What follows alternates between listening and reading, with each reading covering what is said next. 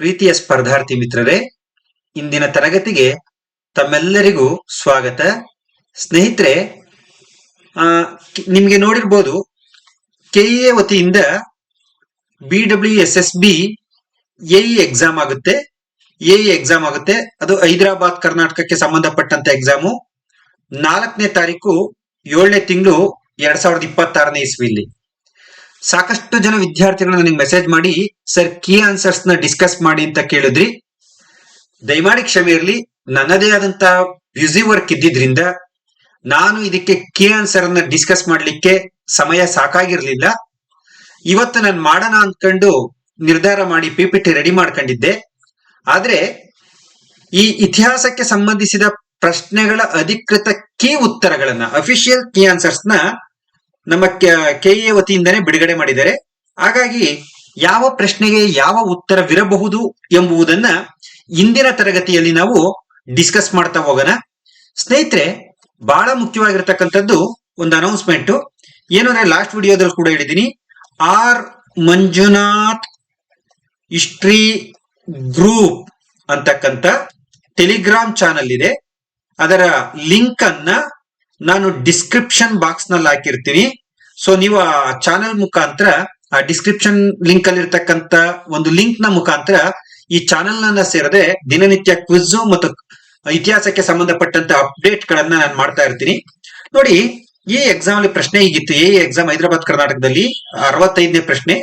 ಸಾಧುಂಗೆ ಸಾಧು, ಮಾಧುರ್ಯಂಗೆ ಮಾಧುರ್ಯಂ, ಬಾದಿಪ ಕಲಿಗೆ ಕಲಿಗ ವಿಪರೀತನ್, ಮಾಧವನೀತನಲ್ಲ ಪರನಲ್ಲ, ಕನ್ನಡಿಗರ ಗುಣಧರ್ಮಗಳನ್ನ ವಿವರಿಸುವ ಈ ಶಾಸನ ಯಾವ ರಾಜವಂಶ ಕಾಲದ್ದು ಅಂತ ನೋಡಿ. ಸಾಧುಗೆ ಸಾಧು, ಮಾಧುರ್ಯಂಗೆ ಮಾಧುರ್ಯ, ಬಾದಿಪ ಕಲಿಗೆ, ಯಾರಾದ್ರೂ ನಮಗೆ ತೊಂದರೆ ಮಾಡಿದ್ರೆ ಆ ಕಲಿಗೆ ನಾನು ವಿಪರೀತನ್, ಮಾಧವನು ಪರನಲ್ಲ ಅಂತ ಹೇಳಿರ್ತಕ್ಕಂಥದ್ದು ಕಪ್ಪೆ ಅರಭಟನ ಶಾಸನ. 7 ಮತ್ತು 8ನೇ ಶತಮಾನದಲ್ಲಿ ಕಪ್ಪೆ ಅರಭಟನ ಶಾಸನ. ಈ ಕಪ್ಪೆ ಅರಭಟ ಇದೆಯಲ್ಲ, ಬಾದಾಮಿ ಚಾಲುಕ್ಯರ ಪ್ರಮುಖ ಸೇನಾ ನಾಯಕ, ಬಾದಾಮಿ ಚಾಲುಕ್ಯರ ಕಾಲದ ಪ್ರಮುಖ ಸೇನಾ ನಾಯಕ.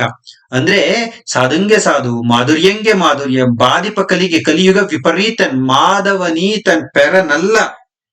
ಇದು ಈ ಒಂದು ಶಾಸನ ಇದೆಯಲ್ಲ, ಈ ಶಾಸನವನ್ನ ಕೆತ್ತಿಸಿದ್ದು ಕಪ್ಪೆ ಅರಭಟ. ಈ ಕಪ್ಪೆ ಅರಭಟನ ಶಾಸನ ಅಂತಾನೆ ಕರಿತೀವಿ. ಈತ ಏನಾಗಿದ್ದ ಅಂದ್ರೆ, ಸೊ ಬಾದಾಮಿ ಚಾಲುಕ್ಯರ ಕಾಲದ ಸೇನಾಧಿಕಾರಿ ಆಗಿದೆ. ನೆಕ್ಸ್ಟ್ ಏನಾದ್ರು ಅಪ್ಡೇಟ್ ಕೇಳಿದ್ರೆ, ಸೊ ಹಾಗಾಗಿ ಈಗ ಆಲ್ರೆಡಿ ನಾನು ಹೇಳ್ದಂಗೆ, ಹಾಗಾದ್ರೆ ಗಂಗರು ಅಲ್ಲ, ರಾಷ್ಟ್ರಕೂಟರು ಅಲ್ಲ, ಹೊಯ್ಸಳರು ಅಲ್ಲ. ಸರಿಯಾದಂತ ಉತ್ತರ ಬಾದಾಮಿ ಚಾಲುಕ್ಯರು. ಕೆಇಎ ಕೂಡ ಇದೇ ಆನ್ಸರ್ ಅನ್ನ ಬಿಟ್ಟಿದೆ. ಯಾರು ಬಾದಾಮಿ ಚಾಲುಕ್ಯರು ಬರ್ದಿದ್ದೀರಾ ಅವ್ರಿಗೆ ಒಂದು ಮಾರ್ಕ್ಸ್ ಬಂದಂಗೆ. ಸ್ನೇಹಿತರೆ, ಕೆಇಎ ಬಿಟ್ಟಿರ್ತಕ್ಕಂಥ ಆನ್ಸರ್ ಇದು ತಾತ್ಕಾಲಿಕ.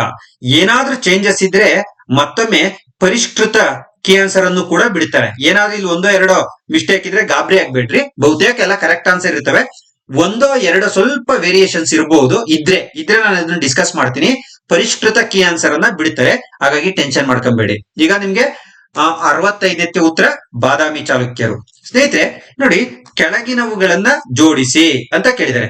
ಹಾಗಾದ್ರೆ ಈ ಕಾಲಾನುಕ್ರಮ ಬರಿಬೇಕಾದ್ರೆ ನಿಮ್ಗೆ ಒಂದು ಗೊತ್ತಿರ್ಬೇಕು. ಏನು? 1824 ಕಿತ್ತೂರು ರಾಣಿ ಚೆನ್ನಮ್ಮನ ದಂಗೆ, ದೋಂಡಿಯ ವಾಗನ ದಂಗೆ 1800, ಅಲಗಲಿ ಬೇಡರ ದಂಗೆ 1857ರ ಪ್ರಥಮ ಸ್ವತಂತ್ರ ಸಂಗ್ರಾಮ ಸಂದರ್ಭದಲ್ಲಿ ಆಗಿದ್ದು, ಸಂಗೊಳ್ಳಿ ರಾಯಣ್ಣನ ದಂಗೆ 1830ರಲ್ಲಿ ಆಗಿದ್ದು. 1830ರಲ್ಲಿ. ಸ್ನೇಹಿತರೆ, ಮೊನ್ನೆ ತಾನೇ ನಾನು ನಮ್ಮ ಶಾಂತಪ್ಪ ಸರ್ ಜೊತೆ ಸೇರಿ ಇದೊಂದು ಕ್ಲಾಸ್ ಮಾಡಿದ್ದೆ. ಶಾಂತಪ್ಪ ಸರ್ ಯೂಟ್ಯೂಬ್ ಚಾನೆಲ್ ಅಲ್ಲೇ ಇದು ಬಹಳ ಇಂಪಾರ್ಟೆಂಟ್ ಆಗಿರ್ತಕ್ಕಂಥದ್ದು. ಕರ್ನಾಟಕದ ದಂಗೆಗಳ ಬಗ್ಗೆ ಒಂದು ಪ್ರಶ್ನೆ ಕೇಳ್ತಾನೆ ಇತ್ತೀಚಿನ ಎಕ್ಸಾಮ್ ಗಳಲ್ಲಿ ಅಂತ ಹೇಳಿದ್ದೆ. ನೋಡಿ, 100% ಇದೆ. ಅವತ್ತು ಯಾರು ಶಾಂತಪ್ಪ ಸರ್ ಚಾನೆಲ್ ಅನ್ನ ಫಾಲೋ ಮಾಡ್ತಾ ಇದ್ರಿ, ಅಲ್ಲಿ ನಾನು ಕ್ಲಾಸ್ ಮಾಡ್ಕೊಟ್ಟಿದ್ದೀನಿ, ಬೇಕಾದ್ರೆ ನೀವು ಅಬ್ಸರ್ವ್ ಮಾಡಿ ನೋಡ್ರಿ. ಸೊ ಇದು ನೋಡಿ, ಒಂದು ಪ್ರಶ್ನೆ ಬಂದೇ ಬಿಡ್ತು. ಅದರಲ್ಲೂ ಇತ್ತೀಚೆಗೆ ದೋಂಡಿಯ ವಾಗನ್ ಬಗ್ಗೆ ಅದೇನೋ ವಿಪರೀತ ಪ್ರಶ್ನೆ ಕೇಳ್ತಾನೆ. ಇದೇ ವರ್ಷ ಆದಂತ ಒಂದು ಎಕ್ಸಾಮ್ ಅಲ್ಲಿ ದೋಂಡಿಯ ವಾಗನ್ ಬಗ್ಗೆ 4 ಪಾಯಿಂಟ್ ಕೇಳಿದ್ರು. ಈ ದೋಂಡಿಯ ವಾಗನಿಗೆ ಸಂಬಂಧಪಟ್ಟಂತ ಡೀಪ್ ಇನ್ಫಾರ್ಮೇಶನ್, ನನ್ನ ಪುಸ್ತಕದಲ್ಲಿ ಇರೋದ್ಕಿಂತ ಹೆಚ್ಚು ಇನ್ಫಾರ್ಮೇಶನ್ ನಾನು ಈ ಯೂಟ್ಯೂಬ್ ಚಾನೆಲ್ ಮುಖಾಂತರ ಮಾಡಿದೀನಿ. ಪ್ಲೇ ಲಿಸ್ಟ್ ಅಲ್ಲಿ ದೋಂಡಿಯ ವಾಗನ ಬಗ್ಗೆ ನಾನು ಡಿಸ್ಕಸ್ ಮಾಡಿರ್ತಕ್ಕಂಥ ವಿಡಿಯೋ ಸಿಗುತ್ತೆ ನಿಮ್ಗೆ ನಂದೇ ಯೂಟ್ಯೂಬ್ ಚಾನೆಲ್ ನಲ್ಲಿ. ಬೇಕಾದ್ರೆ ಇನ್ನು ಯಾರಾದ್ರೂ ನೋಡಿಲ್ಲ ಅಂದ್ರೆ ಆ ವಿಡಿಯೋವನ್ನ ನೋಡಿ ಪ್ಲೇ ಲಿಸ್ಟ್ ಹೋಗ್ಬಿಟ್ಟು ದೋಂಡಿಯ ವಾಗನ ಬಗ್ಗೆ ಹೆಚ್ಚು ಮಾಹಿತಿಯನ್ನ ಪಡ್ಕೊಳ್ರಿ. ಇತ್ತೀಚೆಗೆ ಅತಿ ಹೆಚ್ಚು ಪ್ರಶ್ನೆಗಳನ್ನ ಕೇಳ್ತಾರೆ. ಮತ್ತೊಮ್ಮೆ ಈ ಕಂಟೆಂಟ್ ಅನ್ನ ನಾನೀಗಾಗಲೇ ನನ್ನ ಯೂಟ್ಯೂಬ್ ಚಾನೆಲ್ ನಲ್ಲಿ ಕರ್ನಾಟಕ ಸರಣಿ ವಿಡಿಯೋಗಳನ್ನ ಮಾಡ್ತಾ ಇದ್ದೀನಿ. ಈಗ 6-7 ವಿಡಿಯೋಗಳು ಬಂದಿವೆ. 8ನೇ ವಿಡಿಯೋ ಅತಿ ಮುಖ್ಯವಾದಂತ ವಿಜಯನಗರ ವಿಡಿಯೋ ಐ ಥಿಂಕ್ ನಾಳೆ ಅಪ್ಲೋಡ್ ಮಾಡೋಣ ಅನ್ಕೊಂಡಿದೀನಿ. ಸೊ ಆ ಸರಣಿ ಒಳಗಡೆ ಪಾಠ ಮಾಡ್ಬೇಕಾದ್ರೆ ಕರ್ನಾಟಕ ದಂಗೆಗಳ ಬಗ್ಗೆ ಈ ಚಾನೆಲ್ ನಲ್ಲೂ ಕೂಡ ಮತ್ತೊಮ್ಮೆ ನಾನು ಪಾಠ ಮಾಡ್ತೀನಿ, ಕಾಯ್ತಾ ಇರಿ ಅಂತ ಹೇಳ್ತಾ, ನೋಡಿ ಇದು ಮೊನ್ನೆ ತಾನೇ ಇದು ಪುಸ್ತಕದಲ್ಲಂತೂ ಈ ಕಂಟೆಂಟ್ ಇದ್ದೇ ಇದೆ. ಹಾಗಾದ್ರೆ ಈಗ ನಿಮ್ಗೆ ಗೊತ್ತಾಗುತ್ತೆ ಬಿ ಸರಿಯಾಗಿದೆ, ಯಾವ್ದಾರ ಒಂದು ಇಸ್ವಿ ಕಂಡು ಹಿಡ್ಕೊಂಡ್ಬಿಡ್ಬೇಕು. ನೆಕ್ಸ್ಟ್ ಯಾವ್ದು ಎ ಸರಿಯಾಗಿದೆ, ಬಿ ಸರಿಯಾಗಿದೆ, ಎ ಸರಿಯಾಗಿದೆ, ಆಮೇಲೆ ಅಲ್ಲ ಸಾರಿ ಬಿ ಫಸ್ಟ್ ಬರ್ಬೇಕು, ಎ ಸೆಕೆಂಡ್ ಬರ್ಬೇಕು, ಡಿ ನೆಕ್ಸ್ಟ್ ಬರ್ಬೇಕು, ಲಾಸ್ಟ್ ಸಿ ಬರ್ಬೇಕು. B A D C, B A D C ನೋಡಿ option 4 correct. B A D C correct ಆಗಿರೋದು ಯಾವುದು? ಆಪ್ಷನ್ 4 ಕರೆಕ್ಟ್ ಆಗಿರ್ತಕ್ಕಂಥದ್ದನ್ನ ನೋಡ್ತೀವಿ. 66ನೇದಕ್ಕೆ 4ನೇ ಉತ್ತರ ಸರಿಯಾದಂತ ಉತ್ತರವಾಗಿದೆ. 66ನೇದಕ್ಕೆ ಈಸಿನೇ ಇತ್ತಲ್ವಾ? ಈ 2 ಪ್ರಶ್ನೆಗಳಿಗೂ ಉತ್ತರ ಬರೀಬಹುದಿತ್ತು ಕೆಇಎ ಎಇ ಎಕ್ಸಾಮ್ ಅಲ್ಲಿ, ಎಚ್ ಕೆ ಎಕ್ಸಾಮ್ ಅಲ್ಲಿ. ನೆಕ್ಸ್ಟ್ ನೋಡಿ ಸ್ನೇಹಿತರೆ, ದುಂಡು ಮೇಜಿನ ಸಮ್ಮೇಳನಗಳು ಮತ್ತು ಚುನಾವಣಾ ಕ್ಷೇತ್ರಗಳ ಕುರಿತು ಈ ಕೆಳಗಿನ ಹೇಳಿಕೆಗಳನ್ನ ಪರಿಗಣಿಸಿ ಅಂತ ಇದೆ. ಸೊ ನಿಮ್ಗೆ ಇಲ್ಲಿ ಬೇಸಿಕ್ ನಾಲೆಡ್ಜ್ ಏನಿರ್ಬೇಕು ಗೊತ್ತಾ? ದುಂಡು ಮೇಜಿನ ಸಮ್ಮೇಳನಗಳು 1930ರಿಂದ 32ರವರೆಗೂ ಒಟ್ಟು 3 ದುಂಡು ಮೇಜಿನ ಸಮ್ಮೇಳನಗಳಾಗ್ತವೆ. ಯಾಕಿದಾಗ್ತದೆ ಅಂದ್ರೆ 1928ರಲ್ಲಿ ಸೈಮನ್ ವರದಿಯನ್ನ ಕುರಿತು ಚರ್ಚಿಸಲು ಇಲ್ಲಿ ಸಭೆ ಸೇರಿರ್ತಾರೆ ಇಂಗ್ಲೆಂಡ್ ನಲ್ಲಿ ರಾಮ್ಸೆ ಮ್ಯಾಕ್ ಡೊನಾಲ್ಡ್ ನ ಅಧ್ಯಕ್ಷತೆಯಲ್ಲಿ. ಸೊ ಇಲ್ಲಿ ಮೇನ್ ಥೀಮೇನೆ ಭಾರತಕ್ಕೆ ಸಂಬಂಧಪಟ್ಟಂತೆ ಸಂವಿಧಾನದ ಸುಧಾರಣೆ, ಯಾವ ರೀತಿ ಚುನಾವಣೆಗಳು ನಡಿಬೇಕು, ಯಾರಿಗೆಲ್ಲ ರಿಸರ್ವೇಶನ್ ಕೊಡಬೇಕು, ಯಾವ ರೀತಿ ಇರಬೇಕು ಭಾರತ ಸಂವಿಧಾನ ಅನ್ನೋದ್ರ ಚರ್ಚೆ ಬಗ್ಗೆ ಈ ದುಂಡು ಮೇಜಿನ ಸಮ್ಮೇಳನಗಳಾಗ್ತವೆ. ಬೇಕಾದ್ರೆ ನಾನು ಕರ್ನಾಟಕ ಸರಣಿ ವಿಡಿಯೋಗಳು ಮುಗಿದ ನಂತರ ದುಂಡು ಮೇಜಿನ ಸಮ್ಮೇಳನಗಳು ಅಥವಾ ಮಾಡರ್ನ್ ಹಿಸ್ಟ್ರಿ ಕ್ಲಾಸಸ್ ಸುಮಾರು ಜನ ರಿಕ್ವೆಸ್ಟ್ ಮಾಡ್ತಾ ಇದ್ದೀರಾ, ಮಾಡ್ಕೊಡುವಂತ ಪ್ರಯತ್ನವನ್ನ ಮಾಡ್ತೀನಿ. ನೋಡಿ ನಿಮ್ಗೆ ಗೊತ್ತಿರ್ಲಿ, ಮೊದಲ ದುಂಡು ಮೇಜಿನ ಸಮ್ಮೇಳನದಲ್ಲಿ ಕಾಂಗ್ರೆಸ್ ಪಾರ್ಟಿಸಿಪೇಟ್ ಮಾಡಲಿಲ್ಲ. ಬುಕ್ಕಲ್ಲಿದೆ, ಎಲ್ಲ ಇನ್ಫಾರ್ಮೇಶನ್ ಬುಕ್ಕಲ್ಲಿದೆ. ಮೊದಲ ದುಂಡು ಮೇಜಿನ ಸಮ್ಮೇಳನದಲ್ಲಿ ಅಂದ್ರೆ ಇದು ಅರ್ಥ ಮಾಡ್ಕೊಂಡು ಉತ್ತರ ಬರೀಬೇಕು. ಬುಕ್ಕಲ್ಲಿದೆ ಅಂದ್ರೆ ಇದೇ ತರ ಲೈನ್ ಐತೆ ಸರ್ ಅಂತ ಕೇಳಬಾರ್ದು. ಈಗ ನಾನು ಎಕ್ಸ್ಪ್ಲೈನ್ ಮಾಡ್ತೀನಿ ನೋಡ್ರಿ. 1930ರಲ್ಲಿ ನಡೆದಂತ ಮೊದಲ ದುಂಡು ಮೇಜಿನ ಸಮ್ಮೇಳನಕ್ಕೆ ಕಾಂಗ್ರೆಸ್ ಪಾರ್ಟಿಸಿಪೇಟ್ ಮಾಡಲಿಲ್ಲ. ಆಗ 1931 ಮಾರ್ಚ್ 5ನೇ ತಾರೀಕು ವೈಸ್ರಾಯ್ ಇರ್ವಿನ್ ಮತ್ತು ಗಾಂಧೀಜಿಗೆ ಒಪ್ಪಂದಾಗಿ ಕಾಂಗ್ರೆಸ್ 2ನೇ ದುಂಡು ಮೇಜಿನ ಸಮ್ಮೇಳನದಲ್ಲಿ ಭಾಗವಹಿಸಲಿಕ್ಕೆ ಒಪ್ಪಿತು.